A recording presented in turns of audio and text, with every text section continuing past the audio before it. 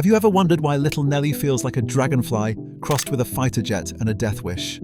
Half recreational aircraft, half weapons platform, and half engineering madness that defied aviation logic. Well, hold tight, because this gyrocopter wasn't just Bond movie theatrics. It was a real flying machine that pushed 1960s technology to its absolute breaking point. People assume it was built specifically for the film. Wrong. Dead wrong. The base aircraft was already in production, and the modifications were so extreme they created an entirely new category of aircraft. And trust me, what they discovered during testing will change how you see every Bond gadget forever.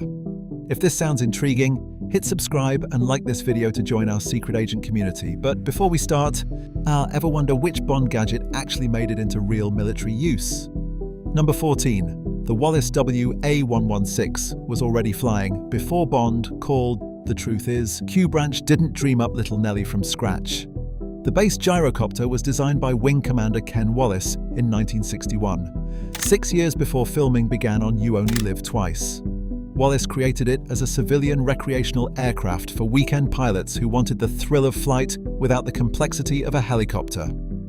By the time Bond producers spotted it at the 1965 Farnborough Air Show, Wallace had already set multiple world records for altitude and distance in his remarkable flying machine. At just £3,000, it was a bargain compared to traditional helicopters, making it perfect for the budget-conscious secret agent. And number 13. They strapped real military hardware to a civilian aircraft. When the film crew decided to weaponize Little Nellie, they didn't mess around with fake props. Those weapons you see in the film were functional military-grade systems borrowed directly from the British Army. The two forward-firing machine guns, rocket pods with explosive warheads, and flamethrowers capable of projecting fire over 100 feet were all operational. These modifications added a staggering 400 pounds to an aircraft originally designed to carry just one person. It's a miracle the thing could still take off. Number 12. Ken Wallace flew every single dangerous stunt himself. At 51 years old, Wing Commander Wallace personally performed all the aerial sequences without a stunt double. He flew through actual explosions set off by the special effects team, navigated inside an active quarry for the volcano crater scene, and dodged pyrotechnic charges while maintaining precise camera angles. During the 3-week filming period, Wallace completed over 85 individual flight sequences, risking his life each time he took to the air in his heavily modified creation. Number 11. The gyrocopter could actually outmaneuver military helicopters. Little Nellie wasn't just movie magic, it was genuinely impressive technology. With a top speed of 120 miles per hour, it could outrun most helicopters of the era. Its incredibly tight turning radius allowed it to change direction in spaces where helicopters would stall, and it could land in areas smaller than a tennis court. Most remarkably, its auto-rotation capability meant it could safely land even with complete engine failure. Military observers who watched the filming were genuinely impressed by its potential combat applications. Number 10. The weapon systems were fully functional and terrifying. The machine guns mounted on Little Nellie could fire 600 rounds per minute of live ammunition during test sequences. Its rocket pods could accurately hit targets up to 1,000 yards away, while the flamethrower system, borrowed from British Army flame tank units, was nothing short of terrifying. Even the smoke dispensers could create a 200-foot cloud to hide the aircraft's position. All these weapons were controlled by a single trigger system operated by the pilot's thumb, a real-life Q Branch innovation. Number 9. They built multiple aircraft, but only one survived filming. The production team modified 3 separate WA-116 gyrocopters for the film. One was destroyed during weapons testing before filming even began, and the second suffered irreparable damage during a hard landing in the Japanese mountains. Only the hero aircraft survived the entire production and continued flying afterward. This lone survivor is now displayed at the Museum of Army Flying in England, a testament to both Hollywood history and aviation innovation. Number 8. The Japanese government initially banned the aircraft. Japanese aviation authorities took one look at the armed gyrocopter and immediately refused to allow it in their airspace. The producers had to disassemble all weapons and transport them separately into the country, then reassemble everything in secret at a remote airfield outside Tokyo. Local police weren't even informed about the live weapons until after filming completed.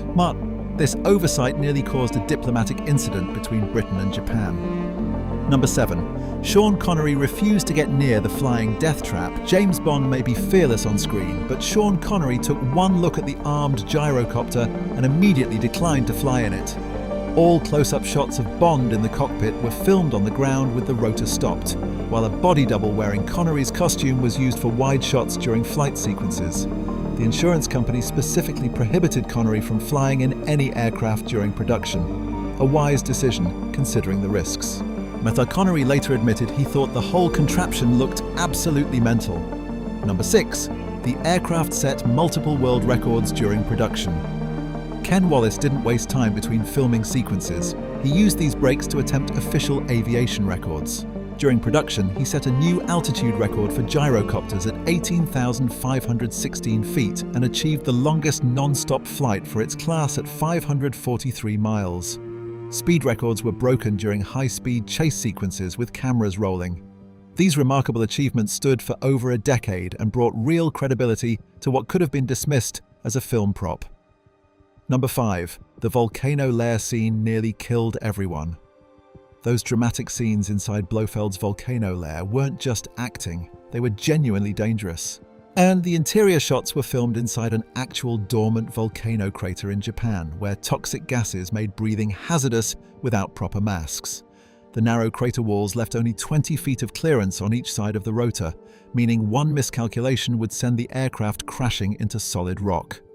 The film crew had to evacuate twice when gas levels reached life-threatening concentrations. Number 4. Military intelligence agencies took serious interest. What began as a movie prop caught the attention of real spies.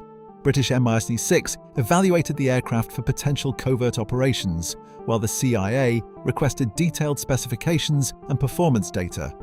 Several NATO countries inquired about purchasing modified versions, recognizing that its compact size made it perfect for insertion behind enemy lines. The military interest was so intense that some technical details about Little Nellie remain classified even today. Number 3. The special effects team used real explosions around a flying aircraft. In an era before CGI, special effects meant real danger. Pyrotechnic charges were detonated within 50 feet of the moving gyrocopter, forcing Ken Wallace to fly through actual fireballs and debris clouds. The timing had to be perfect. An early detonation would destroy both aircraft and pilot. No safety protocols existed for this type of filming in 1967, and modern insurance companies would never permit such dangerous stunts today. Number 2. The aircraft continued active service. To Bond, Little Nellie's career didn't end with You Only Live Twice. Ken Wallace flew the gyrocopter for another 40 years after filming ended, by using it for agricultural surveys, police reconnaissance, and air shows. Well into his 80s, Wallace continued modifying and improving the design. The aircraft appeared in multiple documentaries and aviation exhibitions, logging over 2,000 flight hours in civilian service after its Hollywood career. Number 1. The technology was so advanced it influenced modern military drones. The most surprising legacy of Little Nellie is how it influenced modern warfare. The compact weapons platform concept directly inspired today's armed UAVs. Modern military drones use the same basic principle of small aircraft carrying precision weapons. The flight control systems developed for Little Nellie became templates for remote-controlled aircraft, and several aerospace companies studied the film footage to understand the aircraft's capabilities. But what started as a Bond gadget became the blueprint for 21st century warfare technology. From a weekend hobby aircraft to the grandfather of military drones, Little Nellie proved that sometimes the most ridiculous ideas become tomorrow's reality. This tiny gyrocopter didn't just entertain audiences, it accidentally predicted the future of aerial warfare. If these secrets amazed you, smash that like button and subscribe for more classified facts they don't teach in film school.